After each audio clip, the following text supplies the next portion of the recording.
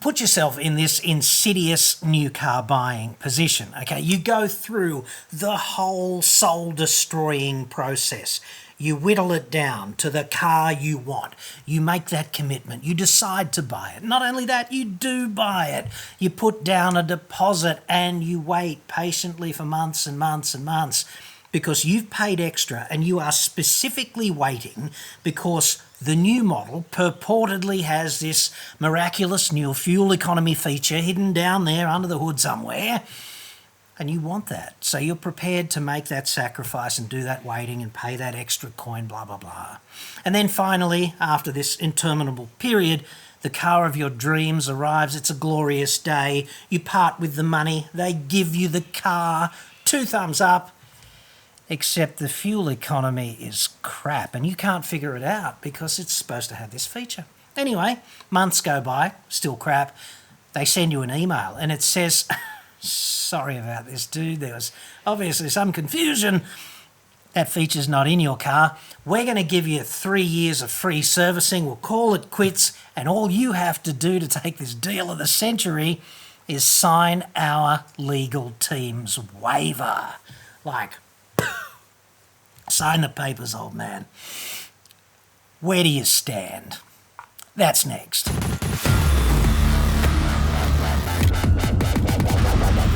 I'm John Cadogan from AutoExpert.com.au. New cars cheap, but Australia only.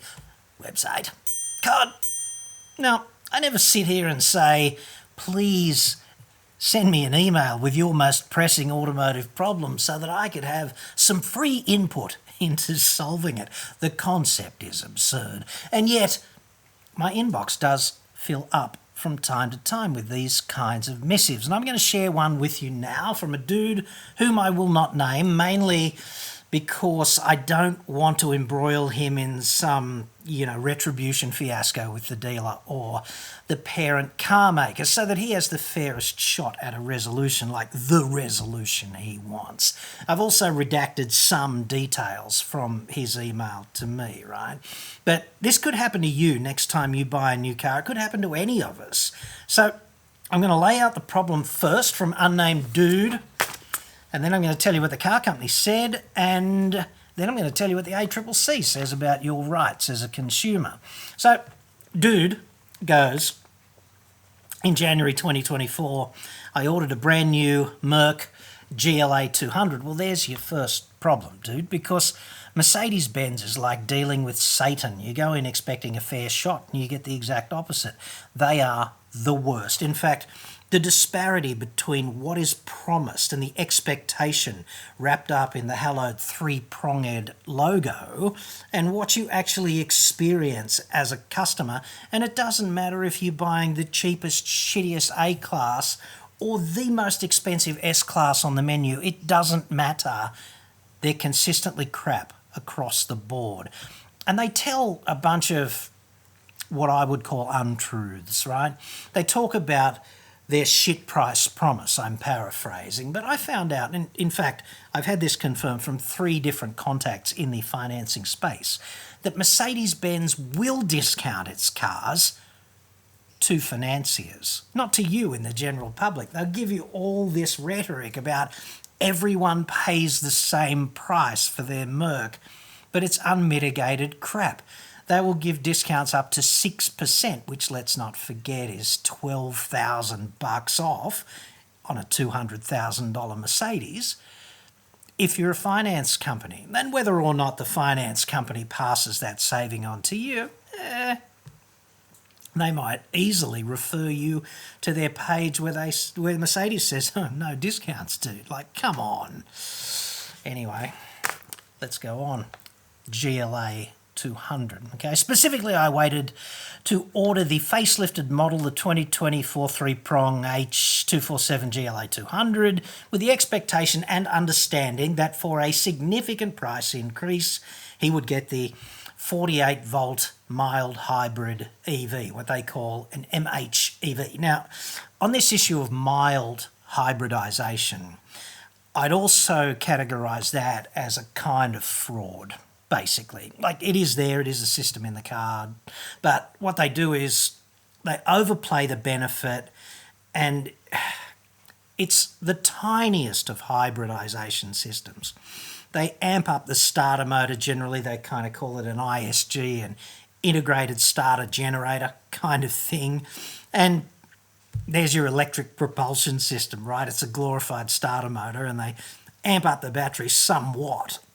And the vehicle might do a limited amount of regenerative braking and have a limited capacity to recuperate energy in that way. But frankly, the benefit in terms of fuel saving is absolutely minimal. And car makers generally do this when they think that building a proper hybrid is going to be too much of a pain in the ass, but they want to use the word hybrid in big letters, little mild, big hybrid, to fool, people who don't understand automotive systems and people who don't really get off on the tech but want to see the word hybrid. So that's a kind of industry-wide fraud. Anyone saying mild hybrid means bullshit system that doesn't really save you very much fuel. That's just how it is, okay? The car was delivered to me on a date earlier this year, and I've been happy, although I did notice the fuel consumption was higher than expected. This is part of the redaction, okay? In May 2024, he received an email from Three Prong Australia with an attached waiver form. Those freaking lawyers, they don't miss any chance, do they? Informing me that my GLA 200 did not have the mild hybrid system installed, and as a gesture of goodwill, they're willing to give me 3 years of free servicing. Just sign the release waiver. Thanks a lot, you assholes. Now, here's what Mercedes says in their email, okay?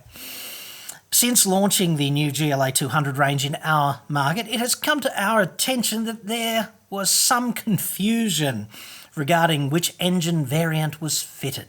Okay, that's a kind of bullshit statement from corporate, isn't it? Some confusion.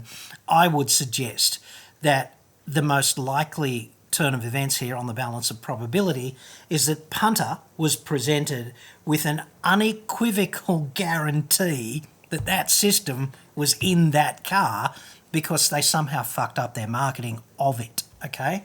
Someone important in the supply process agreed that that mild hybrid system was going to be in that car, okay? That's kind of important if it's not ultimately there. So if that's some confusion, then I would say some confusion is a euphemism for we fucked up and now we're trying to cover our tracks. They go on and they say, we would like to take this opportunity to confirm that 48-volt mild hybrid technology is not featured within the powertrain of your vehicle. Thanks very much for taking that opportunity. You could have just got it right at the outset by either not promising it or putting it in car, couldn't you? They go on and say, as a gesture of goodwill, they're not supposed to do goodwill shit under Australian consumer law. The ACCC is pretty clear about that. It's a bullshit statement. They've got obligations. We'll get to them in just a second. But as a gesture of goodwill and to apologise for any confusion caused, we wish to offer you a complimentary 3-year service plan on your shitbox. What's second prize, I would argue. Anyway, Punter goes on and concludes by saying, I'm disappointed to learn about my car in this way. Understandable. And the terrible fuel consumption makes more sense now. Yeah, I guess it kind of does, but mild hybridisation's not that good anyway. But is it worth taking this further with Death Star Australia? Well, that depends on what you want. I'd suggest if you like the car otherwise, then just take their offer because, 3 years of free servicing is probably going to be, I don't know, 2 or 3 grand's probably not. You're probably not going to get any change out of $1,000 a year to service your shitbox, are you? Right? So in that case, I'd say, well, that's probably worth 3 grand. 3 grand buys a lot of petrol. If you want to be pragmatic about it, then that's fine. But if you don't want to be pragmatic about it, if it shits you to tears that they've done this to you by promising it on the balance of probability up front and you waited so long and you expect it to be there, which is entirely reasonable, let's not forget, then what are your rights? That's kind of important to know, wouldn't you say? So the ACCC says unequivocally in a PDF about consumer guarantees. Now, consumer guarantees are pieces of legislation. So there's a piece of law that says goods and services must do a whole bunch of things. And one of the things that the ACCC says is, quote, goods will match their description. So that means in the marketing communications and also in the context of what a salesperson tells you, although it can be hard to prove that, can't it, if it's just a verbal exchange. However, I'd suggest that they virtually admitted botching their communication by acknowledging without any input from you that your car does not have a feature that you expected to be there. Okay, so I don't think there's any doubt at this point, pragmatically, that the goods don't match the description that you were given. So this is kind of important because it means that Mercedes-Benz is in breach of the consumer legislation, right?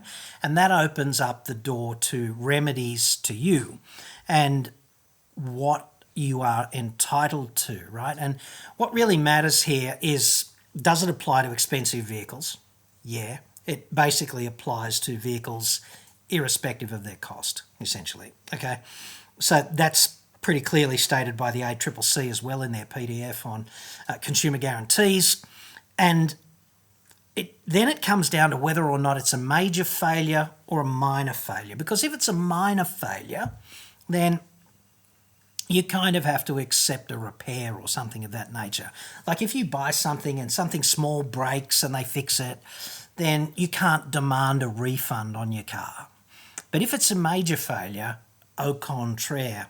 And I'd suggest that if the lawyers are involved at this point and they want you to sign a waiver, there will be something in that waiver that means that you can't take further action, or you agree that this buries this matter in the bottom of the Mariana Trench for all time and you can't go after them subsequently.